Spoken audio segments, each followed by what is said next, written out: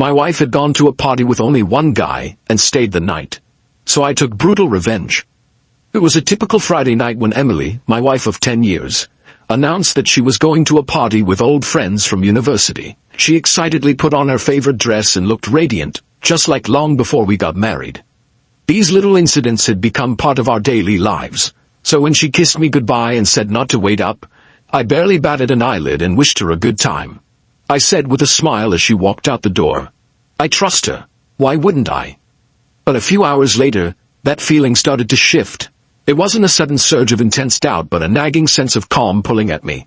She hadn't posted anything on Instagram, and Emily usually quickly showed off her outings, especially when she looked as beautiful as she did tonight. No updates, no check-ins, nothing. At first I put it out of my mind, telling myself not to be paranoid, that she was just having a good time. I thought I'd grab a beer, sit on the sofa and try to immerse myself in the movie. But as the hours passed, the cramps in my stomach got worse.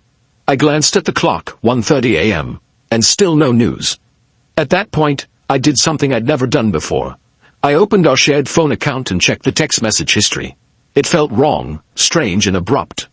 But my gut told me that there was more to tonight than she was letting on, and I was right.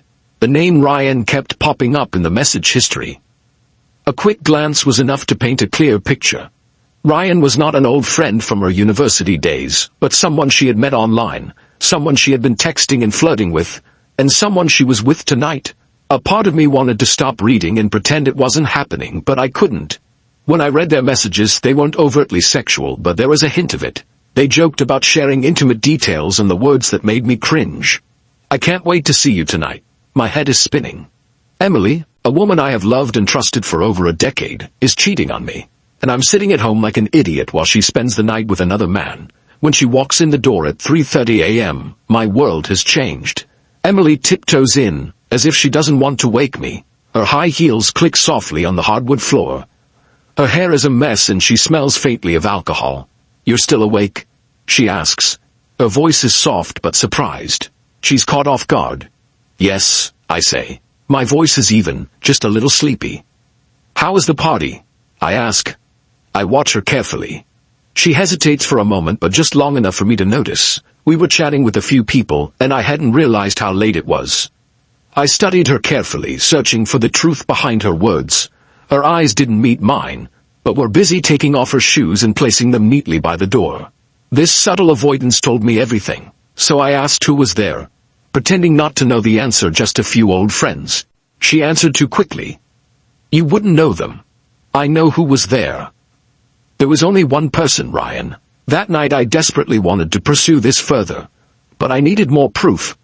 I wouldn't confront her until I had all the details and facts. I didn't just want an apology.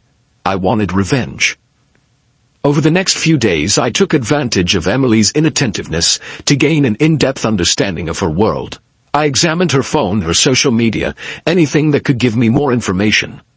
I learned about Ryan, how they met through a friend of a friend, how they started talking, and how, over time, they became increasingly intimate, with the messages becoming more and more intimate, and more personal. I started piecing together the night she went out with friends, and comparing them to the text messages she and Ryan had exchanged. It all fell into place. She had been seeing him for weeks behind my back. One night, while she was in the shower, I found what I needed. The text message that sealed her fate. Ryan had sent her a photo of them at a party, his arm around her waist, her head resting on his shoulder. Both of them smiling. Clearly more than just friends. My blood boiled, and I stared at the screen, my heart pounding. I felt an anger like I'd never felt before, but there was something else in the anger. Something calm, calculated, clear. This wasn't a fight. This betrayal needed something deeper, something that would leave a mark, something she would never forget. I began to plan my revenge methodically. I couldn't confront her directly. That would be too easy. I needed to make her feel the gravity of her actions, and I needed Ryan to feel it too. First, I let her believe that everything was fine. I kept my distance without arousing suspicion. I continued to live my life as normal, giving her the space to believe she could get away with it. Meanwhile, I started to stalk Ryan.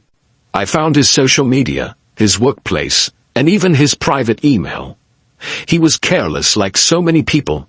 I created a fake identity, Someone who looked like a mutual friend of Emily's. Someone who could get close to Ryan. I built an online relationship with him, won his trust, found out more about his life. He didn't suspect a thing. Meanwhile, I had installed hidden cameras in the house to record every moment Emily texted him.